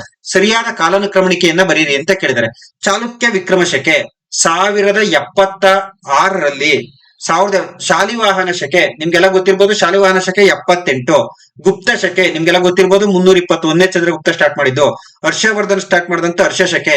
ನೋಡಿ, ಚಾಲುಕ್ಯ ವಿಕ್ರಮ ಶಕೆ 1076, ಶಾಲಿವಾಹನ ಶಕೆ 78, ಗುಪ್ತ ಶಕೆ 320, ಹರ್ಷ ಶಕೆ 606. ಈ ತರ ಒಂದು 15 ಶಕೆಗಳಿಗೆ ಸಂಬಂಧಪಟ್ಟಂತೆ ನಾನು ಬುಕ್ ಅಲ್ಲಿ ಅಪ್ಡೇಟ್ ಮಾಡಿದೀನಿ. 8ನೇ ಆವೃತ್ತಿಲಿ 125ನೇ ಪೇಜ್ ಅಲ್ಲಿ ನೋಡಿ. ನಾನು ಮೊನ್ನೆ ವಿಡಿಯೋ ಮಾಡ್ಬೇಕಾದ್ರೂ ಕೂಡ ಹೇಳಿದೆ, ಚಾಲುಕ್ಯ ವಿಕ್ರಮ ಶಕೆ ಬಗ್ಗೆ ಮಾತಾಡ್ಬೇಕಾದ್ರೆ ಕಲ್ಯಾಣಿ ಚಾಲುಕ್ಯರಲ್ಲಿ ನೋಡಿ ಬೇರೆ ಬೇರೆ ಶಕೆಗಳ ಬಗ್ಗೆ ಕೇಳ್ತಾರೆ. ನನ್ ಬುಕ್ ಅಲ್ಲಿ ಅಪ್ಡೇಟ್ ಆಗಿದೆ. ಏನ್ಷಿಯಂಟ್ ಹಿಸ್ಟ್ರಿ ಲಾಸ್ಟ್ ಪೇಜ್ ಅಲ್ಲಿ ಕೊಟ್ಟಿದ್ದೀನಿ, ನೋಡ್ರಿ ಅಂತ ಹೇಳಿದೆ. ಇದು 125 ಪೇಜ್. ಯಾಕೆ ಗೊತ್ತಿದೆ ನನಗೆ ಖುಷಿ ಆಗೋದು, ಸೊ ಇದನ್ನ ನೆಟ್ ಎಕ್ಸಾಮ್ ಅಲ್ಲಿ ಕೊಲ್ಲಂ ಶಕೆ ಕೇಳಿದ್ರು. ಹಾಗಾಗಿ ನಾನು ಏನ್ ಮಾಡಿದೆ, 7ನೇ ಎಡಿಷನ್ ಬುಕ್ ಅಲ್ಲಿ ಐ ಥಿಂಕ್ ಅಲ್ಲಿ ಇದು ಐತೋ ಇಲ್ವೋ ಗೊತ್ತಿಲ್ಲ, 7ನೇ ಎಡಿಷನ್ ಬುಕ್ ಅಲ್ಲಿ ಇಲ್ಲ ಅನ್ಕಂತೀನಿ. ಅದನ್ನ ಅಪ್ಡೇಟ್ ಮಾಡಿ 8ನೇ ಎಡಿಷನ್ಗೆ ಹಾಕಿ ಒಂದ್ ಪೇಜ್ ಅಲ್ಲಿ ಅದನ್ನ ಬಾಕ್ಸ್ ಮಾಡ್ಬಿಟ್ಟು ಹಾಕಿದೀನಿ. ಯಾಕಂದ್ರೆ ಒಂದ್ ಖುಷಿ ಕೊಡುತ್ತೆ, ನಾವ್ ಯಾವ್ದೋ ನೆಟ್ ಎಕ್ಸಾಮ್ ಬಿಡಿಸಿದ್ಕೆ ಒಂದ್ ಪ್ರಶ್ನೆ ನಮ್ಗೆ ಇಲ್ಲಿ ಹೆಲ್ಪ್ ಆಗುತ್ತೆ. ಈಸಿನೇ ಇರ್ಬೋದು. ಇದ್ರ ಜೊತೆ ಇನ್ನು ಬೇರೆ ಬೇರೆ ಶಕೆಗಳು ಒಂದು 10 ಶಕೆಗಳನ್ನ ಹಾಕಿದೀನಿ. ಯಾಕಂದ್ರೆ ಇಲ್ಲಿ ಕೇಳಿರೋವೆಲ್ಲ ಈಸಿಯವೇ. ಕೊಲ್ಲಂ ಶಕೆ ಎಷ್ಟು ಜನಕ್ಕಪ್ಪ ಗೊತ್ತು, ಈ ತರ ಬೇರೆ ಬೇರೆವು 125ನೇ ಪೇಜ್ ಅಲ್ಲದೆ ಒಂದ್ಸಲಿ ನೋಡ್ಕೊಂಡಿರಿ. ಮನೆ ಕಲ್ಯಾಣಿ ಚಾಲುಕ್ಯರು ಯಾರು ನನ್ನ ವಿಡಿಯೋ ನೋಡಿದಿರಾ, ಸುಮಾರು 3 ಪ್ರಶ್ನೆಗಳು ಇವತ್ತಿನ ಟಾಪಿಕ್ ನಿಮ್ಗೆ ಹೆಲ್ಪ್ ಆಗುತ್ತೆ. ಕಲ್ಯಾಣಿ ಚಾಲುಕ್ಯರು 1 ಚಾಪ್ಟರ್ ಆ ವಿಡಿಯೋ ನೋಡಿರೋರು ಇಲ್ಲ, ಯಾಕಂದ್ರೆ ವಿಡಿಯೋ ನೋಡ್ಬೇಕಾದ್ರೆ ಈ ತರ ಪ್ರಶ್ನೆ ಬರ್ಬೋದು, ಇದನ್ನ ಕೇಳಬಹುದು ಅಂತ ನಾನು ಅಪ್ಡೇಟ್ ಮಾಡಿದ್ದೆ. ಈಗ ಒಂದ್ ಯಾವ್ದು ಕೇಳಿದ್ರು, ಈಗ ಆಲ್ರೆಡಿ ಪಾರಮರರ ಮುಂಜೊಂದು 4 ಸ್ಟೇಟ್ಮೆಂಟ್ ಕೊಟ್ಟು 2 ಸರಿನಾ ತಪ್ಪ ಅಂತ ಕೇಳಿದ್ರು. ಇನ್ನೊಂದು ಈಗ ನೋಡಿ, ಚಾಲುಕ್ಯ ವಿಕ್ರಮ ಶಕೆ 1076 ಅದನ್ನ ಹೇಳ್ಬೇಕಾದ್ರೆ 3 ಬಗ್ಗೆ ಎಕ್ಸ್ಪ್ಲೈನ್ ಮಾಡಿದೀನಿ, ಅಥವಾ ಈ ಶಕೆಗಳ ಬಗ್ಗೆ ಎಕ್ಸ್ಪ್ಲೈನ್ ಮಾಡಿ ಎಲ್ಲಿ ಓದ್ಬೇಕು ಅಂತ ಹೇಳಿದೀನಿ. ಇಲ್ಲೊಂದು 2ನೇ ಕ್ವಶನ್ ಆಯ್ತು. ಇನ್ನೊಂದು ಕ್ವಶನ್ ಎಲ್ಲಿ ಬರುತ್ತೆ ನೋಡ್ತೀನಿ. ಕಲ್ಯಾಣಿ ಚಾಲುಕ್ಯರ 1 ಚಾಪ್ಟರ್ದು ವಿಡಿಯೋ ಕೇಳಿದ್ರೆ ನಿಮ್ಗೆ 3 ಕ್ವಶನ್ ಹೆಲ್ಪ್ ಆಗ್ತಿತ್ತು ಅಂತ ನಾನು ಭಾವಿಸ್ತೀನಿ. ದೇರ್ಫೋರ್ ಇಲ್ಲೂ ರೈಟ್ ಆನ್ಸರ್ ಯಾವುದು, 78B first, 320C, D 400, A Chalukya BCDA ಎಲ್ಲೈತೆ, BCD ಒಂದ್ರಲ್ಲಿ ಐತೆ ನೋಡಿ. ಸೊ 93ಕ್ಕೂ ಕೂಡ 1ನೇ ಕ್ವಶನ್ ಆನ್ಸರ್ ಆಗಿರ್ತಕ್ಕಂಥದ್ದು ನೋಡ್ತೀವಿ. 93ಕ್ಕೂ ಕೂಡ ಅಫಿಷಿಯಲ್ ಆನ್ಸರ್ ಯಾವ್ದಪ್ಪ ಅಂದ್ರೆ 1ನೇದೇ ಆಗಿರ್ತಕ್ಕಂಥದ್ದು ನೋಡ್ತಾ ಹೋಗ್ತೀವಿ ಸ್ನೇಹಿತರೆ. ಸೊ ಇಲ್ಲಿ ಬಹಳ ಮುಖ್ಯವಾಗಿರ್ತಕ್ಕಂಥದ್ದು ಏನಪ್ಪಾ ಅಂದ್ರೆ 93ನೇದಕ್ಕೂ ಕೂಡ 1ನೇದೇ ಆಗಿರ್ತಕ್ಕಂಥದ್ದನ್ನ ನಾವು ನೋಡ್ತಾ ಹೋಗ್ತೀವಿ. ರೈಟಾ. ನೆಕ್ಸ್ಟ್, ಈಗ ಕೆಳಗಿನ ಸಂಘಟನೆಗಳು ಮತ್ತು ಅವುಗಳಿಗೆ ಸಂಬಂಧಿಸಿದ ನಾಯಕರುಗಳ ಸರಿಯಾದ ಜೋಡಿಯನ್ನು ಗುರುತಿಸಿ. ನೋಡಿ, ಇಲ್ಲಿ ಪ್ರಶ್ನೆ ಅರ್ಥ ಮಾಡ್ಕೊಳ್ಳಿ, ಸರಿಯಾದ ಜೋಡಿ. ಯಾಕೆಂದ್ರೆ ನೋಡಿ, KEA 1 ಮಾರ್ಕ್ ಅಲ್ಲಿ ಎಲ್ಲೂ ಕೇಳಿಲ್ಲ, ಅಥವಾ ಒಂದ್ ಟಾಪಿಕ್ ಮೇಲೆನೆ 4 ಆಪ್ಷನ್ ಫಿಕ್ಸ್ ಮಾಡಿಲ್ಲ. ಯಾವ್ದೋ 1-2 ಕ್ವಶನ್ ಬಿಟ್ರೆ ಉಳಿದವೆಲ್ಲ ಸಮಗ್ರ ಇಡೀ ಪುಸ್ತಕನೇ ರೋಸ್ಟ್ ಮಾಡ್ಬಿಟ್ಟವ್ರೆ. ಅರ್ಥ ಆಯ್ತಾ. ನೀವ್ ಏನಾರ ಈ ಪ್ರಶ್ನೆಗಳು ಉತ್ತರ ಬರೀಬೇಕು ಅಂದ್ರೆ ಇಡೀ ಪುಸ್ತಕ ಗೊತ್ತಿರಬೇಕು. ಮುಸ್ಲಿಂ ಲೀಗ್ ಬಗ್ಗೆ ಒಂದ್ ಕೇಳಿದರೆ, ಹಿಂದೂ ಮಹಾಸಭಾ ಬಗ್ಗೆ ಒಂದ್ ಕೇಳಿದರೆ, ಲೋಕ ಸೇವಾ ಮಂಡಲ ಬಗ್ಗೆ ಒಂದ್ ಕೇಳಿದರೆ, ಹೋಮ್ ರೂಲ್ ಲೀಗ್ ಬಗ್ಗೆ ಒಂದ್ ಕೇಳಿದರೆ. ಇವೆಲ್ಲ ಡಿಫ್ರೆಂಟ್ ಕಾಲಘಟ್ಟದಲ್ಲಿ ಪ್ರಾರಂಭ ಆಗಿರ್ತಕ್ಕಂಥದ್ದು. 1906ರಲ್ಲಿ ಮುಸ್ಲಿಂ ಲೀಗು, 1919ರಲ್ಲಿ ಸಾರಿ 1900 ಹಿಂದೂ ಮಹಾಸಭಾ, 1916ರಲ್ಲಿ ಹೋಮ್ ರೂಲ್ ಲೀಗ್ ಚಳವಳಿ. ನೋಡಿ ಎಲ್ಲ ಡಿಫ್ರೆಂಟ್ ಇಯರ್. ಎಷ್ಟೊಂದು ಕಂಟೆಂಟ್ ನಾಲೆಡ್ಜ್ ಇರ್ಬೇಕು ನೋಡಿ ನಮ್ಗೆ ಇದು ಉತ್ತರ ಬರೀಬೇಕು ಅಂದ್ರೆ. ಸರ್ ಕಷ್ಟನಾ? ಇಲ್ಲಮ್ಮ, ಆರಾಮಾಗಿ ಬರಿಬಹುದು. ಪುಸ್ತಕ ಒಂದು 8-10 ಸಲ ರಿವಿಷನ್ ಮಾಡ್ಬಿಡ್ರಿ. ಮುಸ್ಲಿಂ ಲೀಗ್ ಫಜಲ್ ಉಲ್ಲಕ್, ಫಜೀದ್ ಹುಸೇನ್ ತಪ್ಪಪ್ಪ ಇದು. ಯಾಕಂದ್ರೆ ಮುಸ್ಲಿಂ ಲೀಗ್ ನಿಮ್ಗೆ ಗೊತ್ತಿರ್ಬೋದು, ಆಲಿ ಇದ್ಯಾರು ಇವರು ಸರ್ ಸೈ ಯಾರಪ್ಪ ಮುಸ್ಲಿಂ ಲೀಗ್ ಸ್ಥಾಪಕರು. ಸೊ ಹಾಗಾಗಿ ಫಜಲ್ ಉಲ್ಲಕ್ಕು ಫಜೀದ್ ಹುಸೇನ್ ಅಲ್ಲ, ರಾಂಗ್ ಇದು ಆನ್ಸರ್. ಹಿಂದೂ ಮಹಾಸಭಾ ಬಾಲಗಂಗಾಧರನಾಥ್ ತಿಲಕ್, ಇದು ಕೂಡ ರಾಂಗ್ ಆನ್ಸರ್. ಯಾಕಂದ್ರೆ ಮದನ ಮೋಹನ ಮಾಳವೀಯ. ಹಿಂದೂ ಮಹಾಸಭಾ ಸ್ಥಾಪನೆ ಮಾಡಿದ್ದು ಮದನ ಮೋಹನ ಮಾಳವೀಯ. ನೋಡಿ ಇದು ಮುಸ್ಲಿಂ ಲೀಗ್, ಸಡನ್ ಆಗಿ ಹೆಸರು ಜ್ಞಾಪಕ ಬರಲಿಲ್ಲ, ಸಾರಿ. ಸಲೀಂ ಉಲ್ಲಾ ಖಾನ್ ಇವ್ರ ಜೊತೆ ಆಗಾ ಖಾನ್ ಕೂಡ ಇದ್ರು. ಹಂಗಾಗಿ ಇದು ರಾಂಗ್ ಅಲ್ವಪ್ಪ. ಈಗ ಹಿಂದೂ ಮಹಾಸಭಾ ನಮ್ಮ ಮದನ ಮೋಹನ ಮಾಳವೀಯ 1915ರಲ್ಲಿ ಸ್ಥಾಪನೆ ಮಾಡಿದ್ದು. ನೋಡಿ ಮುಸ್ಲಿಂ ಲೀಗು ಸಲೀಂ ಉಲ್ಲಾ ಖಾನ್, ಹಿಂದೂ ಮಹಾಸಭಾ ಮದನ ಮೋಹನ ಮಾಳವೀಯ ಅವರು. ಸೊ ಹಾಗಾಗಿ ಅವೆರಡು ರಾಂಗು. ಇನ್ನ ಹೋಮ್ ರೂಲ್ ಲೀಗ್ ನಿಮ್ಗೆ ಗೊತ್ತು, ಲೋಕಮಂಡಲ ಗೊತ್ತೇ ಇಲ್ಲ ಅಂತ ಇಟ್ಕೊಳ್ಳಿ. ಅದು ಬಹುತೇಕ ಅಷ್ಟು ತುಂಬಾ ಡೆಪ್ತ್ ಆಗಿದೆ, ಅದು ಗೊತ್ತೇ ಇಲ್ಲ ಅಂತ ಇಟ್ಕೊಳ್ರಿ. Madan Mohan Malaviya home rule league wrong. ಯಾಕೇಳ್ರಿ, ಹೋಮ್ ರೂಲ್ ಲೀಗು ಗೊತ್ತು, ನಮ್ಮ ಬಾಲ್ ಗಂಗಾಧರನಾಥ್ ತಿಲಕ್ ಮತ್ ನಮ್ಮ ಅನಿ ಬೆಸೆಂಟ್ ಸ್ಥಾಪನೆ ಮಾಡಿದ್ದು. 3 ರಾಂಗ್. ಹಂಗಾರೆ ಇನ್ನು 3 ರಾಂಗ್ ಉಳಿದಿರೋದು ರೈಟ್ ಯಾವ್ದು ನೋಡಿ? ಇದು ಯಾವ್ದು? ಲೋಕ ಸೇವಾ ಮಂಡಲ, ಲಾಲಾ ಲಜಪತ್ ರಾಯರು ಸ್ಥಾಪನೆ ಮಾಡಿದ್ದು. ಸೊ 94ನೇದಕ್ಕೆ 3ನೇ K answer. This is right. K ಏನು ಕೂಡ ಇದೇ ಬಿಟ್ಟಿರ್ತಕ್ಕಂಥದ್ದು. ನೆಕ್ಸ್ಟ್, ರಾಷ್ಟ್ರೀಯ ಮನೋಭಾವನೆಯನ್ನ ಪ್ರತಿಬಿಂಬಿಸುವ ಕೃಷ್ಣಾಜಿ ಪ್ರಭಾಕರ್ ಕಾದಿಲ್ಕರ್ ಅವರು ರಚಿಸಿದ ನಾಟಕ ಗುರುತಿಸಿ. ಯಪ್ಪ ಏನ್ ಡೆಪ್ತ್ ಕ್ವಶನ್ ಅಪ್ಪ ಇದು. ಅಥವಾ ನಾವು ಓದಕ್ ಸಾಧ್ಯನೇ ಆಗಿಲ್ಲದೆ ಇರ್ತಕ್ಕಂಥ ಪ್ರಶ್ನೆ. ರಿಯಲಿ ಟ್ರೂಲಿ ನನ್ನ ಆತ್ಮಸಾಕ್ಷಿಯಾಗಿ ಹೇಳ್ತೀನಿ, ಇದನ್ನ ನಾನು ಇದೇ ಫಸ್ಟ್ ನೋಡ್ತಾ ಇರೋದು. ಯಾಕಂದ್ರೆ ಇದು ನನಗೆ ಗೊತ್ತು ಅಂತ ನಿಮ್ಮ ಹತ್ರ ಬಿಲ್ಡಪ್ ತಗೊಂಬಾರ್ದು, ಇದು ನನಗೆ ಗೊತ್ತಿಲ್ಲ. ಸೊ ಹಾಗಾಗಿ ಕೀ ಆನ್ಸರ್ ಕೀಚಕವದ ಬಿಟ್ಟಿದ್ದಾರೆ. ಈ ಕೀಚಕವದ ಸರಿಯಾದ ಉತ್ತರ ಕೀಚಕವದ. ಈ ಕೀಚಕವದ ಕೃತಿಯ ಬಗ್ಗೆ ಶೀಘ್ರಲ್ಲೇ ನಿಮ್ಗೊಂದು ಯೂಟ್ಯೂಬ್ ಕ್ಲಾಸ್ ಮಾಡಿ ಅಪ್ಡೇಟ್ ಮಾಡ್ಕೊಡ್ತೀನಿ. ನೋಡಿ ಇದು 2 ನನಗೆ ನನ್ನ ಪುಸ್ತಕದಲ್ಲಿ ಇಲ್ಲದೆ ಇರತಕ್ಕಂಥ 2ನೇ ಪಾಯಿಂಟ್ ಇದು. ನೋಡಿ ನಾನು ಅದನ್ನ ಹೇಳೋದು, 80% ಗ್ಯಾರಂಟಿ ಕವರ್ ಆಗುತ್ತೆ. ಈ ರೇಂಜ್ ಪ್ರಶ್ನೆ ಕೇಳಿದಾಗ ಎಲ್ಲೋ ಒಂದ್ ಕಡೆ ನಾವು ಫೇಲ್ಯೂರ್ ಆಗಿರ್ತೀವಿ. ಇದನ್ನ ನೆಕ್ಸ್ಟ್ ಅಪ್ಡೇಟ್ ಮಾಡ್ಕೊಡೋ ಪ್ರಯತ್ನವನ್ನ ಮಾಡ್ತೀನಿ. ನೆಕ್ಸ್ಟ್ ನೋಡಿ, ಪಟ್ಟಿ 1 ಪಟ್ಟಿ 2ರೊಂದಿಗೆ ಜೋಡಿಸಿ ಅಂತ ಕೊಟ್ಟಿದ್ದಾರೆ. ಇಲ್ಲಿ ನೋಡಿ, ಇದಕ್ಕೆ ಬಹಳ ಮುಖ್ಯವಾಗಿರ್ತಕ್ಕಂಥ A2 ಸರಿಯಾಗಿದೆ. ಯಾವುದು? ಲಾರ್ಡ್ ಕ್ಯಾನಿಂಗು ಇಲ್ಲಿದ್ಯಪ್ಪ, ಲಾರ್ಡ್ ಕ್ಯಾನಿಂಗು ಬಿಳಿಯರ ದಂಗೆ ಆದಂತಹ ಸಂದರ್ಭದಲ್ಲಿ ಲಾರ್ಡ್ ಕ್ಯಾನಿಂಗು. B4 ಎಲ್ಗಿನ್ನು ವಹಾಬಿ ಚಳವಳಿ. ನಾರ್ತ್ ಬ್ರೂಕ್ ಕೂಕಾ ಚಳವಳಿ. C1 ಲಿಟ್ಟನ್ ಆಫ್ಘನ್ ಯುದ್ಧ ಅಂದ್ರೆ A2 ಬಿಳಿಯರ ದಂಗೆ A2. ನೆಕ್ಸ್ಟ್ B4 ವಹಾಬಿ ಚಳವಳಿ. B4 ನಾರ್ತ್ ಬ್ರೂಕ್ ಕೂಕಾ ಚಳವಳಿ. C 1874 ಸುಮಾರಲ್ಲಿ. ಲಿಟ್ಟನ್ನು ಯಾವುದು? ಆಫ್ಘನ್ ಯುದ್ಧ. ಡಿ ಲಿಟ್ಟನ್ನು D. So therefore right answer is A2 B4 C1 D3. ಎಲ್ಲಿದೆ? A2 B3 ಇದು ಅಲ್ಲ. ಸರಿಯಾದಂತ ಉತ್ತರ ಇದು 3ನೇದು.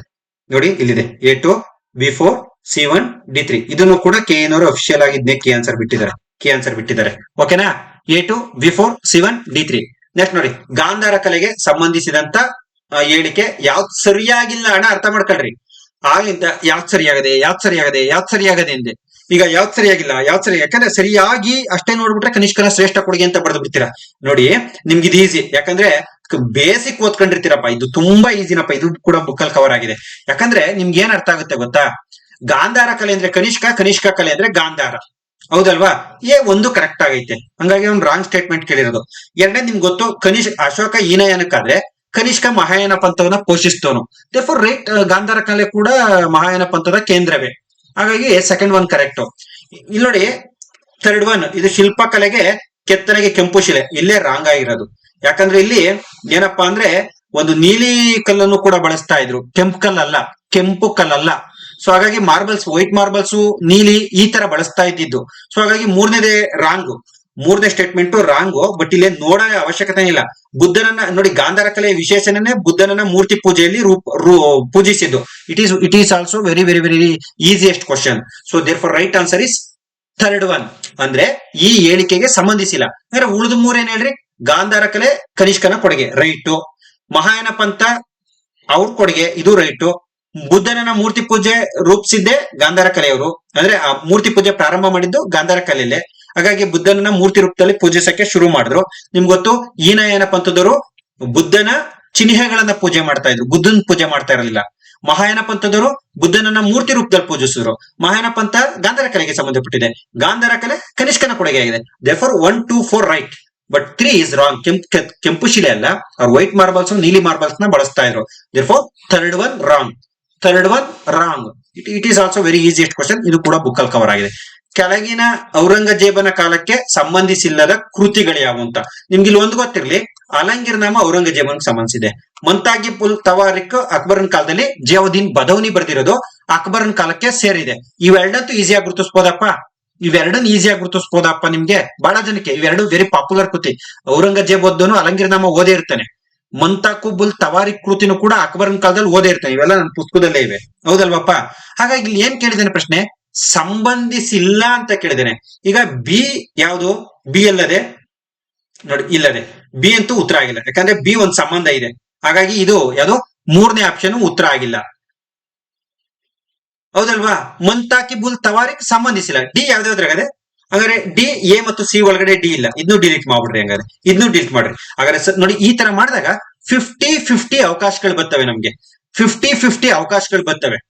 ನಾನ್ ಹೇಳ್ತಾ ಇರೋದು ಡೈರೆಕ್ಟ್ ನನ್ ಕೀ ಆನ್ಸರ್ ಹೇಳ್ಬೋದು, ಬಟ್ ನನ್ನ ಸಾಮಾನ್ಯ ಹುಡುಗರು ಏನ್ ಓದಿರ್ತಾರೆ ಅಂತ ನಾನ್ ಭಾವಿಸಿದೀನಿ. ಅಂದ್ರೆ ಬ್ರಿಲಿಯಂಟ್ ಬಿಡ್ರಿ, ನೀವೆಲ್ಲ ತಿಳ್ಕೊಂಡಿರ್ತೀರಾ, ನೀವೇನ್ ಕಮೆಂಟ್ ಹಾಕ್ಬಿಡ್ರಿ ಆಮೇಲೆ ಸರ್ ಇದು ನಮಗೆ ಈಸಿ ಗೊತ್ತು ಬಿಡಿ ಸರ್ ಅಂತ. ನಾನ್ ಹೇಳ್ತಾ ಇರೋದು ನನ್ನಂತ ಕಡಿಮೆ ಬುದ್ಧಿ ಇರೋರ್ಗೆ. ಅಲಂಗಿರ್ನಾಮ ಔರಂಗಜೇಬಂದು, ಮಂತಾಕಿಬುಲ್ ತವಾರಿಕ್ ಯಾರ್ದು, ಅಕ್ಬರನ್ ಕಾಲದಲ್ಲಿ ರಚನೆ ಆಗಿರೋದು. ಹಾಗಾಗಿ ಸಂಬಂಧಿಸಿಲ್ಲ, ಔರಂಗಜೇಬನ ಕಾಲಕ್ಕೆ ಸಂಬಂಧಿಸಿಲ್ಲ ಅಂತ ಕೇಳಿದ್ದಾರೆ.